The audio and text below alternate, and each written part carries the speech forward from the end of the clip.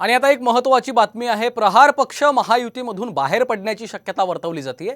बच्चू कडू प्रहार पक्षाकडून अमरावतीमध्ये उमेदवार जाहीर करणार आहेत। भाजपच्याच कार्यकर्त्याला उमेदवारी देणार असल्याची माहिती बच्चू कडू यांनी दिलेली आहे। 6 एप्रिल रोजी उमेदवार जाहीर करत अर्ज दाखल करण्यात येणार आहेत। बच्चू कडू राणा दाम्पत्यावर नाराज असल्याने त्यांनी अमरावतीमध्ये उमेदवारी देण्याचा निर्णय घेतल्याची देखील माहिती समोर येते आहे। दरम्यान काही वेळापूर्वी आम्ही बच्चू कडू यांच्याशी संवाद साधला होता। त्यांनी नेमकं काय म्हटलंय ऐकूया। नाराज नाही आहे, कार्यकर्ता आहे, लोक पण नाराज आहे आणि नाराजीच्या वातावरणाचा आम्ही फायदा घेऊ।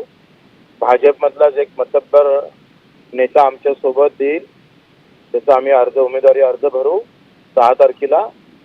सध्या नाव जाहीर करता येणार नाही, थोड्या अडचणी आहे, पण 1-2 दिवसात उद्याची होळी झाल्यानंतर आम्ही लगेच ते नाव घ्यायचं।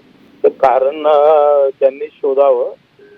माझं असं मत आहे का आम्ही 1-1.5 लाखाच्या फरकानं हा उमेदवार आम्ही जिंकून आणू। मुस्लिम समुदायासोबत, दलित समुदायासोबत माझं बोलणं चालू आहे, त्यांच्या संघटनेसोबत मी बोलतो आहे आणि यावेळेस प्रहारचा खासदार अमरावतीत। याचा अर्थ आपण महायुतीमधून बाहेर पडणार हा समजायचा का? नाही, आमची मैत्री पूर्ण लढत राहील। हॅलो हा बोला। अमर तुला अरे सागर रेकॉर्ड आहे ना? हो रेकॉर्डेड आहे।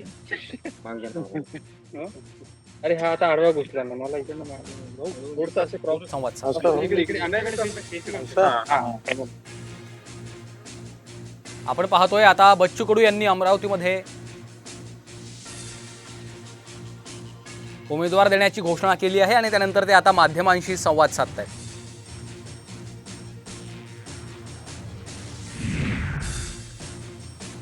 तर नवनीत राणा यांना भाजपकडून उमेदवारी मिळण्याआधीच रवी राणा यांच्याकडून आता कमळाच्या चिन्हाचा प्रचार केला जातोय। नवनीत राणा आणि आमदार रवी राणा होळीनिमित्त मेळघाटच्या दौऱ्यावर होते, त्यावेळी नवनीत राणांना कमळाच्या चिन्हावर निवडून देण्याचं आवाहन देखील त्यांनी केलंय। इसलिए उनके साथ मिलकर काम करना है और कमल चिन्ह पे नवनीत राणा को चुन के लाना है। क्या ना सबको राम राम, होली की शुभेच्छा। चिन्ह है उनका।